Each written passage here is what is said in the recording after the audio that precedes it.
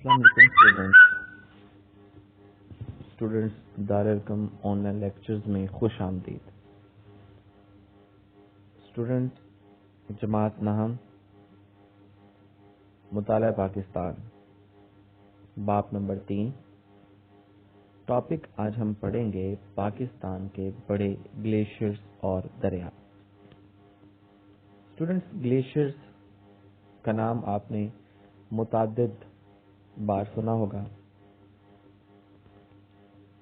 آج آپ اس کے بارے میں پڑھیں گے بھی اور آپ یہ جان سکیں گے کہ گلیشیئرز کیا ہوتے ہیں, یہ کس طرح بنتے ہیں اور آگے ان کے کیا جو ہیں وہ فنکشنز ہوتے ہیں. سب سے پہلے تو اسٹوڈنٹس گلیشیئرز کی جو ہے وہ ڈیفینیشن آپ نوٹ ڈاؤن کریں, انڈر لائن کریں.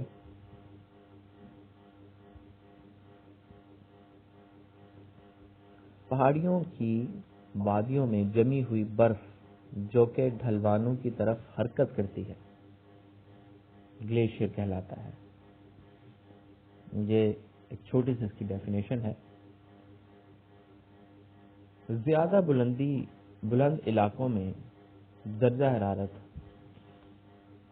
کم ہونے اور برف باری سے گلیشیئرز بنتے ہیں. یعنی دیکھیں نا کہ مسلسل برف کے جمے ہونے سے نیچے والی برف سخت ہوتی جاتی ہے اور کم بلندی کی طرف سرکنا شروع کر دیتی ہے, جس سے گلیشیئرز حرکت کرتا ہے.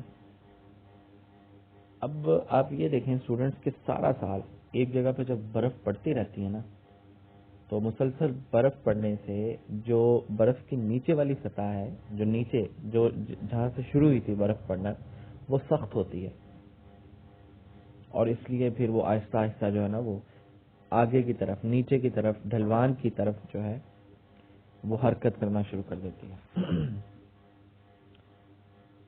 اور پاکستان نیم ہاری آب و ہوا کے خطے میں واقع ہے, جہاں عام طور پر زیادہ سردی اور بارش نہیں ہوتی. لیکن پاکستان کے شمال اور شمال مشرقی علاقے ہمالیہ, قراقرم اور ہندوکش جیسے دنیا کے بلند ترین پہاڑوں پر مشتمل ہے. تمام سال برف سے ڈھکے رہتے ہیں. ان پہاڑی سلسلوں میں دنیا کے بڑے بڑے گلیشیئرز موجود ہیں, جن میں سیاچن, یہ گلیشیئرز کے نیم ہیں, ان کی ڈیٹیل آگے دی گئی ہے. بولترو, بتورا اور ہسپر وغیرہ. بیافو, بتورا اور ہسپر وغیرہ چند بڑے گلیشیئرز ہیں. سب سے پہلے اسٹوڈنٹس ہم پڑھیں گے سیاچن گلیشیئر. سیاچن کا نام سنا ہوا, سیاچن کے مقام پر ایک جنگ بھی ہو چکی ہے. سیاچن بلتی زبان کا لفظ ہے. یہ بڑے امپورٹنٹ ہیں, 2 لائنز کے ہیں, تو کوئی ایک لائن کا ہے, یہ آپ نے یاد کرنے ہیں بیٹا. سیاچن بلتی زبان کا لفظ ہے. بلتی ایک زبان کا نام ہے جسے آپ بلتستان بھی کہہ لیں. جو گلگت بلتستان ہے وہاں کے لوگ یہ زبان بولتے ہیں, جس کے معنی جنگلی گلاب کے ہیں. ان گلیشیئرز پر یہ پودا زیادہ اگتا ہے, اس لیے بلتی لوگ اسے سیاچن کہتے ہیں. اس کی لمبائی 70 کلومیٹر اور یہ سلسلہ قراقرم پر واقع ہے. بولترو گلیشیئر بلتستان میں واقع ہے. اس کی لمبائی 62 کلومیٹر ہے. مشہور زمانہ کیٹو پہاڑ بھی اسی گلیشیئرز میں واقع ہے. یہ دیکھ لیں اسٹوڈنٹس, بڑا امپورٹنٹ MCQs ہے. برالدو کا دریا اسی گلیشیئر سے نکلتا ہے جو دریائے سندھ میں گرتا ہے. سکردو شہر اس گلیشیئر تک رسائی کی جا سکتی ہے. بتورا گلیشیئر 54 یعنی 54 کلومیٹر لمبا ہے. یہ وادی گوجل گلگت بلتستان میں واقع ہے. بیافو گلیشیئر قراقرم کے پہاڑوں میں واقع ہے. اس کی لمبائی 63 یعنی 63 کلومیٹر ہے. یہ ہسپر گلیشیئر سے ملتا ہے جو کہ وادی ہنزا میں واقع ہے. ہسپر اسفر گلیشیئر پاکستان کے شمالی علاقے بلتستان میں واقع ہے. یہ گلیشیئر 49 کلومیٹر لمبا ہے. دریائے ہسپر اسی گلیشیئر سے نکلتا ہے. اسٹوڈنٹس گلیشیئر کی اہمیت کیا ہوتی ہے؟ اسٹوڈنٹس گلیشیئر کی بہت زیادہ اہمیت ہے. پاکستان میں کراکرم کا پہاڑی سلسلہ دنیا کے سب سے زیادہ گلیشیئرز والے علاقوں میں سے ایک ہے. انڈر لائن کریں اس لائن کو, ہائی لائٹ کریں, موسٹ امپورٹنٹ لائن. پاکستان میں پائے جانے والے گلیشیئرز کا تازہ پانی چشموں اور نالوں کی صورت میں دریاؤں میں گرتا ہے, اور یہی جو دریا ہیں ان سے جو ہے سم ٹائمز جو انہی گلیشیئرز کی وجہ سے, ٹوٹنے کی وجہ سے بعض اوقات پہاڑی سلسلوں میں کئی تازہ پانی کی جھیلیں وجود میں آ جاتی ہیں, اور جو مقامی لوگ ہیں, جو پہاڑی لوگ ہیں وہاں کے, وہ پھر اس پانی کو استعمال کرتے ہیں. اور ان جھیلوں میں سیف الملوک ہے, شندور اور ست پارہ بڑی اہم ہیں. اور اس کے علاوہ جیسے دریاؤں میں اس کے ذریعے پانی آتا ہے, اور پھر وہ پانی جو ہے آب پاشی کے لیے آگے نہروں میں جا کے اور پھر آگے جو ہے وہ ہم تک جو کسان لوگ ہیں ان تک پہنچتا ہے, اور پھر اس کو استعمال کر سکتے ہیں. اس کے بعد پاکستان کے دریا. اسٹوڈنٹس دریاؤں کے نام تو آپ کو آتے ہوں گے. پاکستان میں دریاؤں کے نظام دریائے سندھ کے مشرقی اور مغربی 52 دریاؤں جو کہ صوبہ پنجاب, گلگت بلتستان, خیبر پختونخوا, سندھ, آزاد کشمیر کے علاوہ بلوچستان کے دریاؤں پر مشتمل ہے, جو ہمارے ملک کی زمین کو سیراب کرتے ہیں, یعنی کھیتی باڑی کے کام آتے ہیں, اور ان سے پانی جو ہے وہ فصلوں کو ملتا ہے اور جس سے اچھی پیداوار ہوتی ہے. دریائے سندھ اور اس کے 52 دریا ہیں. جی دریائے سندھ پاکستان کا سب سے بڑا دریا ہے, انڈر لائن کرے, جو پنجاب کے بھی ایک بڑے علاقے کو سیراب کرتا ہے. یہ دریا چین کے علاقے تبت سے نکلتا ہے, انڈر لائن کیجیے, اور گلگت بلتستان کے علاقے سے بہتا ہوا اٹک کے مقام پر پنجاب میں داخل ہوتا ہے. یہاں تک آپ نے اس کو انڈر لائن کرنا ہے. اسٹوڈنٹس اس کے جو ہے وہ 52 دریا ہیں, جو کہ اس کے آپ سمجھ لیں کہ ساتھ ملے ہوئے ہیں اس کے, ٹھیک ہے, ان کو 52 دریا کہا جاتا ہے. سب ایک ہے مغربی 52 دریا اور دوسرے مشرقی 52 دریا کہلاتے ہیں. اسے دائیں اور بائیں طرف سے آ کر ملتے ہیں, جو اس کے ساتھی دریا بھی آپ کہہ سکتے ہیں. اچھا جی, اس کے بعد دریائے سندھ کے مشرقی 52 دریا, یعنی جو اس کے مشرقی 52 دریا ان کے بارے میں پڑھیں گے. دریائے راوی, یہ بھی اس کا جو ہے وہ ایک 52 دریا کہلاتا ہے. دریائے راوی کشمیر کے پہاڑوں سے نکلتا ہے. یہ دریا بھارت کے علاقوں سے بہتا ہوا لاہور کے قریب پنجاب میں داخل ہوتا ہے. اسٹوڈنٹس دیکھیں, آپ کو دریائے راوی کا نام آپ نے سنا ہے اور آپ نے اس کو دیکھا بھی ہوا ہے, لیکن آج اس کے بارے میں آپ کو بتا بھی دیا گیا کہ یہ کہاں سے نکلتا ہے اور کہاں سے ہوتا ہوا یہ کہاں پاکستان میں داخل ہوتا ہے.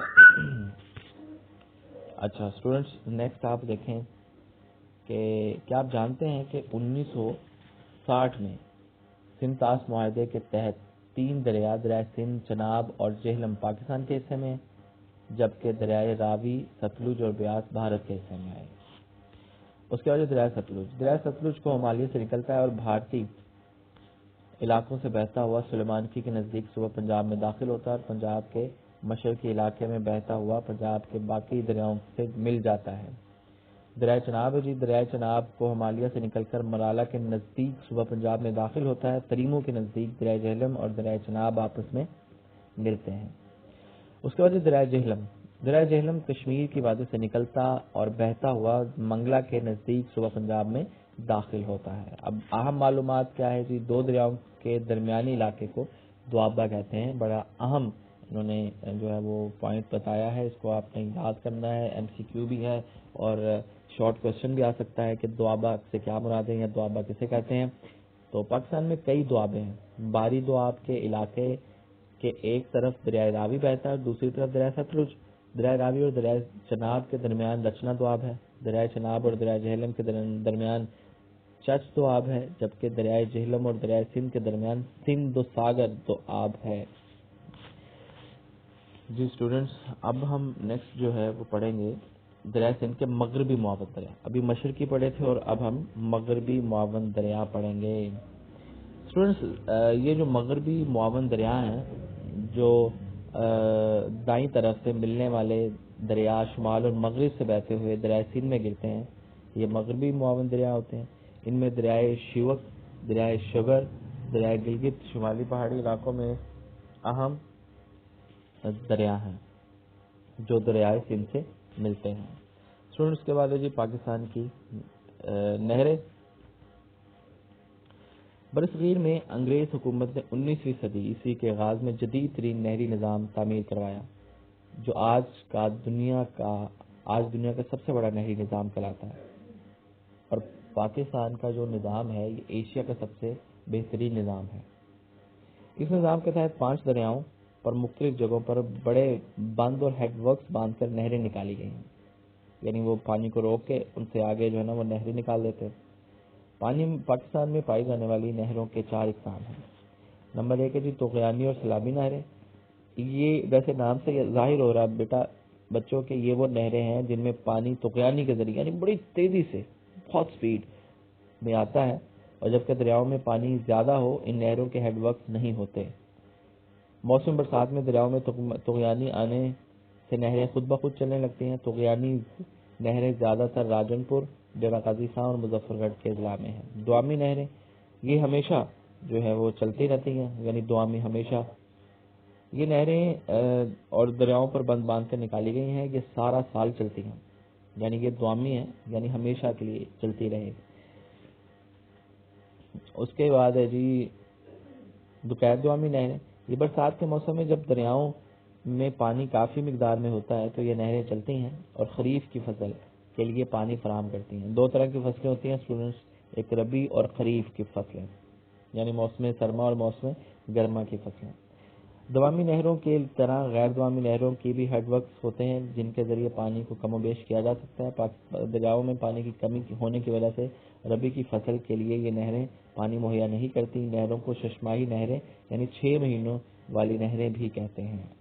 رابطہ نہریں جی صوبہ پنجاب کے دو دریا ستلج راوی بھارت کے علاقوں سے گزر کر آتے ہیں۔ بھارت کے ان دریاؤں سے نہریں نکالی ہوئی ہیں، اس لیے پاکستان میں ان دریاؤں میں پانی کی کمی کو رابطہ نہریں پورا کرتی ہیں۔ اس کے بعد سے ہیں جی جنگلات۔ بڑا امپورٹنٹ ٹاپک ہے، ہمارے ملک میں جو جنگلات ہے وہ کم ہیں۔ ہمارے ملک میں صرف 5% جو ہے وہ جنگلات ہیں، جبکہ اگر کسی ملک کی ترقی میں جنگلات کا بڑا جو رول ہے تو ماہرین کے مطابق اگر کسی ملک کے پاس 25% حصے پر جنگلات ہیں تو وہ ملک بڑا خوشحال اور ترقی یافتہ ہوتا ہے، لیکن ہمارے ہاں صرف 5% ہیں۔ پاکستان کی آب و ہوا میں فرق کی وجہ سے یہاں درج ذیل مختلف اقسام کے جنگلات پائے جاتے ہیں۔ ان میں پاکستان کے کچھ شمال و شمالی مغربی علاقوں میں اوسطاً بارش دوسرے علاقوں میں نسبت زیادہ ہوتی ہے۔ ان علاقوں میں مری، ایبٹ آباد، مانسہرہ، چترال، سوات اور دیر وغیرہ شامل ہے۔ یہاں سدا بہار جنگلات پائے جاتے ہیں۔ اس کے بعد نمبر 2 پوائنٹ دیکھیں گے، پہاڑی دامنی علاقوں میں زیادہ تر پھلاہی، کاہو، جھنڈ، بیڑ، توت اور سنبل کے درخت ملتے ہیں، جن میں پشاور، مردان، کوہاٹ، اٹک، راولپنڈی، جہلم اور گجرات کے اضلاع شامل ہیں۔ اس کے بعد نمبر 3 صوبہ بلوچستان میں کوئٹہ کلات ڈویژن میں زیادہ تر خاردار جھاڑیوں کے علاوہ مازو، چلغوزہ، توت اور پاپلر کے درخت پائے جاتے ہیں، یعنی یہ درخت ہے نا یہ مل کر ایک جنگلات بناتے ہیں۔ نمبر 4 میدانی علاقوں میں دریائی وادیوں میں کچھ جنگلات موجود ہیں جن میں شیشم، پاپلر، شہتوت، سنبل، جامن، دھریک، سفیدے، یہ سارے درختوں کے نام ہے بیٹا، درخت ملتے ہیں۔ ان علاقوں میں چھانگا مانگا، چیچا وطنی، ٹوبا ٹیک سنگھ، شور کوٹ، بہاولپور، تونسا، سکھر، کوٹری اور گدو شامل ہیں۔ اس کے بعد اسٹوڈنٹس آگے جنگلات کی اہمیت، اب اس کی اہم کیوں ہوتے ہیں یہ بہت زیادہ۔ شمالی پہاڑی علاقوں میں زیادہ بارشیں ہوتی ہیں جس سے پہاڑی ڈھلوانوں سے پانی بہتا ہوا دریاؤں میں گرتا ہے۔ جنگلات کا ڈھلوانوں پر ہونا پانی کے تیز بہاؤ میں آڑے آتا ہے، جس سے نہ صرف مٹی کا کٹاؤ رک جاتا ہے بلکہ پانی کی رفتار بھی کم ہو جاتی ہے۔ اگر درخت نہ ہوں، یہ جنگلات نہ ہوں اور پہاڑوں سے پانی نیچے اترے تو یہ ایک سیلابی شکل بھی اختیار کر سکتا ہے، جس سے سیلاب بھی آ سکتا ہے۔ اس کے بعد اسٹوڈنٹس نمبر 2 پوائنٹ دیکھیں، پاکستان میں توانائی کے وسائل کم ہے، لہذا جنگلات کی لکڑی کوئلے کی کمی کو دور کرتی ہے اور یہ لکڑی جلانے اور توانائی حاصل کرنے کے لیے استعمال ہوتی ہے۔ نمبر 3، جنگلات سے حاصل کردہ لکڑی فرنیچر اور دوسری اشیاء بنانے کے کام آتی ہیں، لہذا جنگلات ملک کی تجارت میں اہمیت رکھتے ہیں۔ جنگلات کسی بھی علاقے کی آب و ہوا کو خوشگوار بنا دیتے ہیں اور درجہ حرارت کی شدت کو کم کر دیتے ہیں۔ جنگلات ماحولیاتی آلودگی خصوصاً اسموگ کو کم کرنے میں بڑے مددگار ثابت ہوتے ہیں۔ تو اسٹوڈنٹس اسی لیے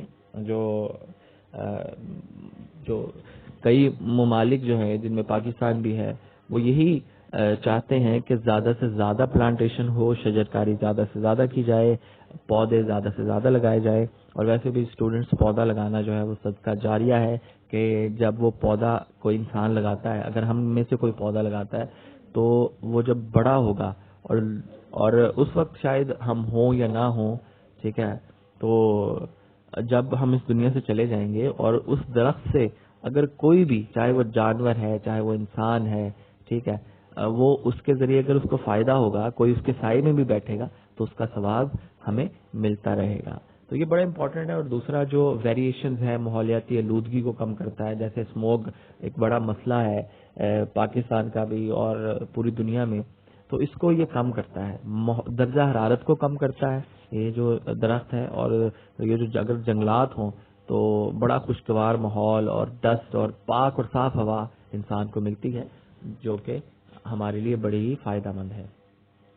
اگلا پوائنٹ ہے اسٹوڈنٹس کے جنگلات کافی حد تک بارش برسانے کا باعث بھی بنتے ہیں۔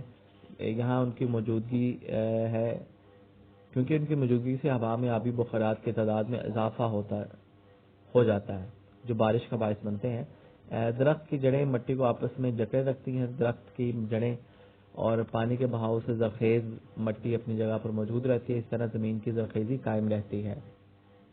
جنگلات کے نہ ہونے سے دریا اپنے ساتھ مٹی اور ریت کی بڑی مقدار بہا لے جاتے ہیں، جس سے ہمارے ڈیم اور مصنوعی جھیلیں بھر سکتی ہیں اور ہمارے پن بجلی کے منصوبے تباہ و برباد ہو سکتے ہیں اگر جنگلات نہ ہوں تو، ٹھیک ہے۔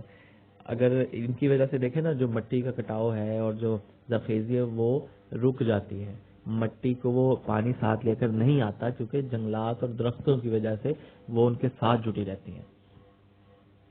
درخت سیم تھور زدہ علاقوں میں بہت کارآمد ہے، کیونکہ یہ زمین سے پانی جذب کر لیتے ہیں، جس سے زیر زمین پانی کی مقدار کم ہو جاتی ہے اور اس کی سطح نیچے چلی جاتی ہے اور جڑی بوٹیاں نہیں اگنے دیتے۔ جنگلات سے حاصل ہونے والی جڑی بوٹیاں ادویات بنانے میں کام آتی ہیں۔ جنگلات سیاحت کو فروغ دیتے ہیں۔ پاکستان کے بہت سے شمالی اور شمال مغربی پہاڑی مقامات ایسے ہیں اور جنگلات کی وجہ سے صحت افزا ہیں۔ اس کے بعد جنگلات جنگلی حیات چرند پرند کے لیے بہت ضروری ہیں۔ جنگلات ہمیں مختلف اقسام کے پھل اور جانوروں کو چارہ مہیا کرتے ہیں۔ جنگلات پاکستان کی معیشت میں اہم کردار ادا کرتے ہیں۔ لاکھوں افراد کا روزگار جنگلات سے جڑا ہوا ہے۔ جنگلات لاکھ اور ریشم سازی کی صنعت کا ذریعہ ہیں، نیز کھمبیاں، شہد اور ویکس بھی مہیا کرتے ہیں۔ جنگلات پلپ، گودا بنانے اور کاغذ بنانے کے لیے استعمال ہوتے ہیں۔ اسٹوڈنٹس دیکھیں کتنی عجیب بات ہے نا کہ ہم انسان جو ہیں وہ درختوں کو کاٹ کر اور اس کا کاغذ بناتے ہیں، یعنی یہ جو بک آپ پڑھ رہے ہیں یہ کاغذ جو ہے یہ درختوں کو کاٹ کے بنایا جاتا ہے، اور اسی کاغذ پہ بھی ہم یہی لکھتے ہیں کہ درختوں کو کاٹنا منع ہے یا درختوں کو نہیں کاٹنا چاہیے۔ حکومت پاکستان نے جنگلات میں اضافے کے لیے بہت سے اقدامات کیے ہیں۔ شعبہ جنگلات اس سلسلے میں سرگرم عمل ہے۔ درخت لگانے کے تمام بڑے بڑے شہروں میں نرسریاں قائم کی گئی ہیں جہاں مناسب قیمت پر پودے دستیاب ہوتے ہیں۔ اسٹوڈنٹس، امید کرتا ہوں کہ آپ کو ان ٹاپکس کی جو ہے وہ سمجھ آ گئی ہوگی۔ کسی بھی قسم کی پریشانی کے لیے آپ کمنٹس کر سکتے ہیں اور کوئی بھی آپ سوال پوچھ سکتے ہیں۔ فی امان اللہ۔